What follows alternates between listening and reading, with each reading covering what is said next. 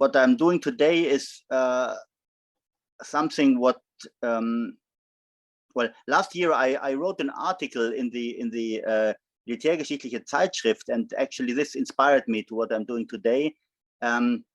It's a rather experimental topic because I noticed that there was a basic misunderstanding in the majority of literature about the Organisation Gehlen, and that inspired me actually to what I'm doing today.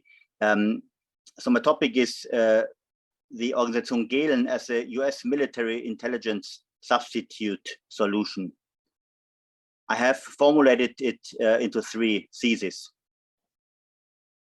Thesis 1, the military battlefield intelligence service.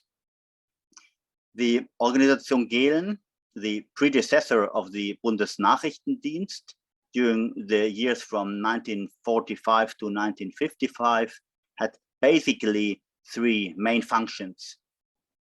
First, it was a military intelligence service focused on the Soviet armed forces, working for the US armed forces in Europe until 1949, mainly in the field of battlefield intelligence and counterintelligence.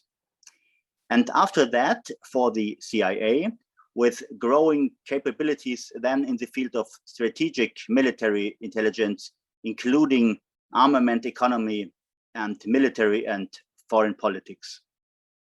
But I would say that foreign politics was more a helping hand for military intelligence.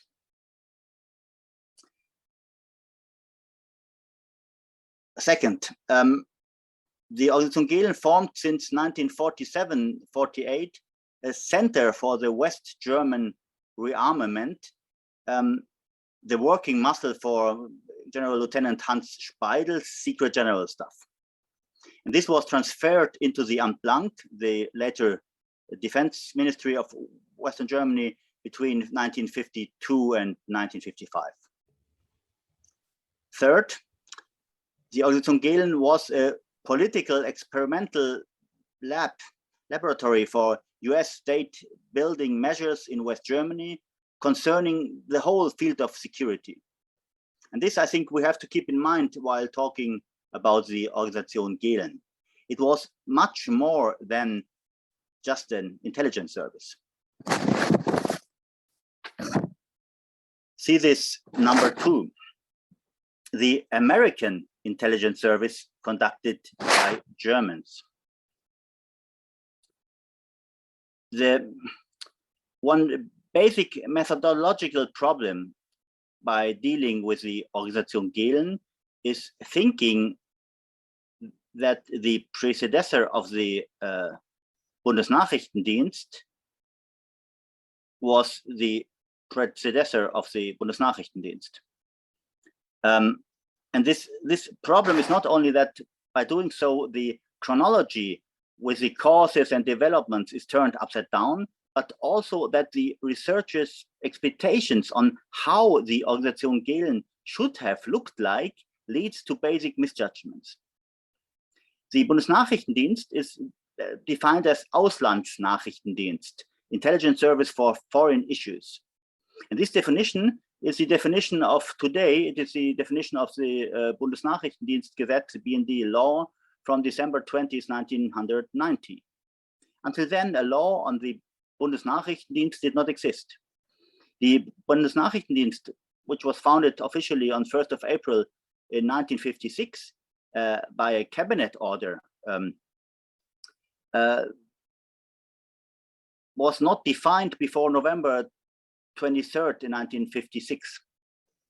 And then the institution was defined by the Chancellor's Office, Bundeskanzleramt, in an information for highest federal officers and federal state minister presidents as, quote, responsible for foreign intelligence in the fields of foreign policy, economy, and military, end of quote. And this is the first official definition of the Bundesnachrichtendienst issued by the West German executive power. And so it's clear that before that, there was no legal definition of the field what the Bundesnachrichtendienst should deal with. Before April the 1st in 1956, this had not even been a question of West German concern. The Organisation Gehlen, or Rusty, respective Zipper, as the G2 US Forces European Theater, respective the CIA had called it, was not even under German jurisdiction. Thus, the Organisation Gehlen was no German intelligence service, but an American intelligence organization or operation with predominantly German personnel based in Western Germany and led by a German ex-general. Needless to say, the United States of America were an occupying power after the total defeat of the German Empire, and thus not bound by any legal German act. This fact of the Organisation Gehlen being legally, not culturally, American and not German is everything else but new, but it is all too often not realized, forgotten, or even concealed. Thesis 3, the substitute organization. In May 1945, the strength of US forces in Europe was about 3 million. Until March 31st, 1947, the US military became an all-volunteer force, and due to the end of draft during the same time, its force strength sank from 12 million to 1.5 million. The War Department disbanded its main intelligence service, the Office of Strategic Services, OSS, already in September 1945. Its core intelligence assets were anywhere preserved within the Strategic Services Unit, the SSU, the Central Intelligence Agency, CIA, which was then founded out of the Central Intelligence Group, CIG, in 1947, absorbed also the SSU, which had been incorporated before into the CIG in April 1945. After, this is the American perspective, after Reinhard Gehlen being imprisoned, he was brought to the 7th Army Interrogation Center, where he is known to have written the memorandum Russlands militärpolitische Ziele in Europa. This is dated on June 15th, 1945. After that, the former leader of Foreign Armies East, Fremde Heere Ost, was interrogated on June 21st, 1945, and was transferred to a special interrogation camp of the 12th US Army Group in Oberursel. And this interrogation camp in Oberursel was the interrogation camp of the highest military level the United States forces had in Europe. The Oberursel Interrogation Center was then led by Colonel William R. Philp, and he is the intelligence officer who led Operation Rusty, Organisation Gehlen, until it was handed over to the CIA in 1949. Gehlen was then interrogated by Captain R. Boker, who can be regarded as first case officer for Gehlen and his former institution, Foreign Armies East. In 1952, Boker described his role back in 1945 to the CIA. Boker stressed then the point that the G2 US FET, US Army Forces European Theater, General Edwin S. Siebert, nor the OSS nor the War Department in Washington would have known of Philp allowing Gehlen to form a group of 8 former Foreign Armies East officers in order to prove their capabilities. This narrative, which appears also in Müller's biography on Gehlen, should be doubted. The OSS, of course, must have known what the capabilities of Fremde Heere Ost had been about like. Fremde Heere Ost, former Armies East, had been the German General Staff's J2 for the war on the Eastern Front, to put it in an US terminology, for almost 4 years. Furthermore, there was no other institution which would have had the same profile concerning knowledge on the Red Army than Gehlen's Fremde Heere Ost. Be it a capable or an incapable organization, it was simply the only one.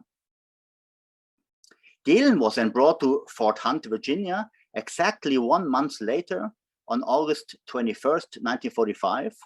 And latest now, the US War Department, of course, knew about it. In Washington, Gehlen's case officer was now Captain Eric Waldman originally, who had worked on the War Department's Soviet Union handbook in 1945. Waldman reported to Lieutenant Colonel Dmitry Shimkin, the chief of the War Department's Russian section. This is August 21st, 45. Already after 1 week, on September 1st in 1945, Gehlen got then the possibility to talk with Colonel John Raymond Lovell, and Lovell worked for the J2 on the G2 of the War Department and had served as US military attaché in Berlin before the war. He was an Air Force officer originally, and he died in 1950 then as Air Force intelligence officer in Korea. Let's wrap it up. We can see clear American scheme to form an American project of battlefield intelligence targeted towards the Red Army already in September 1945, at the same time when the OSS was abolished on both sides of the Atlantic Ocean. The rest is history, I could say. Gehlen's Valero group in United States rejoined the Rusty project at Oberursel in July 1946. Gehlen's small group moved from the War Department, SSU in those days, to the G2 of US Army Forces European Theater. Already in 1946, the budget of Operation Rusty was about $300,000 per year.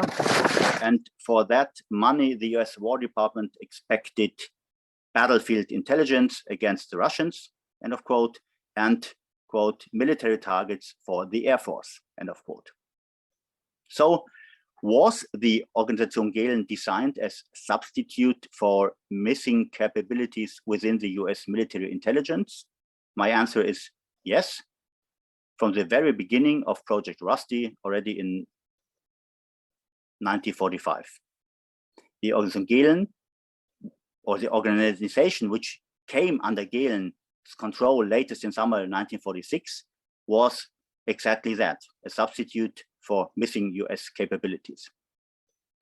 Was it designed as such from the very beginning, from May 1945, or perhaps even already since 1943 by the US War Department?